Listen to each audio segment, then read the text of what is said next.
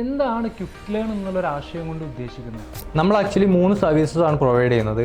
ഒന്ന് 1-to-1 tuition provide ചെയ്യുന്നുണ്ട്, second micro batches ഉണ്ട്, തേർഡ് ആയിട്ട് ബാച്ച് ബേസ് ഉണ്ട്.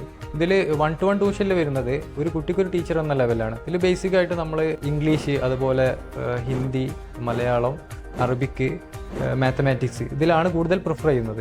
പിന്നെ നോർമലി നമുക്ക് പിന്നെ ടെക്സ്റ്റ് ബുക്ക് വൈസ് ആയിട്ടും നമ്മൾ 1-to-1 ട്യൂഷൻ കൊടുക്കുന്നുണ്ട്. പിന്നെ നമ്മൾ വരുന്നത് 2 കുട്ടികൾക്ക് ഒരു ടീച്ചർ എന്ന ലെവലിലും, പിന്നെ 3 കുട്ടികൾക്ക് ഒരു ടീച്ചർ എന്ന ലെവലിലും, 4 കുട്ടികൾക്ക് ഒരു ടീച്ചർ എന്ന ലെവലിലും സെക്കൻഡായിട്ട് മൈക്രോ ബാച്ചസ് വരുന്നുണ്ട്.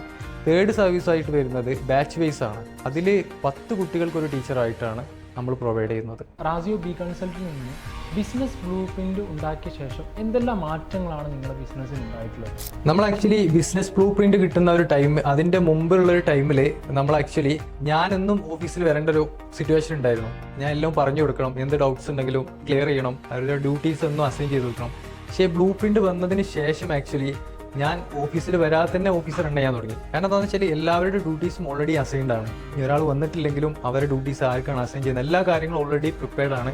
ഓൾറെഡി ചെയ്യുന്നത് കൊണ്ട് തന്നെ നമ്മൾ ഓഫീസിൽ വരാതെ തന്നെ നമുക്ക് ഓൾറെഡി കാര്യങ്ങൾ കൺട്രോൾ ചെയ്യാൻ പറ്റുന്നുണ്ട്. പിന്നെ എല്ലാത്തിനും ഒരു പക്ക ക്ലാരിറ്റി വന്നു. നമ്മൾ നോർമലി അൺക്ലാരിറ്റി ഉള്ള സാധനങ്ങൾ ക്ലാരിറ്റിയിലോട്ട് വരുന്ന ടൈമിൽ ഭയങ്കര ഡിഫറൻസ് ഉണ്ട്.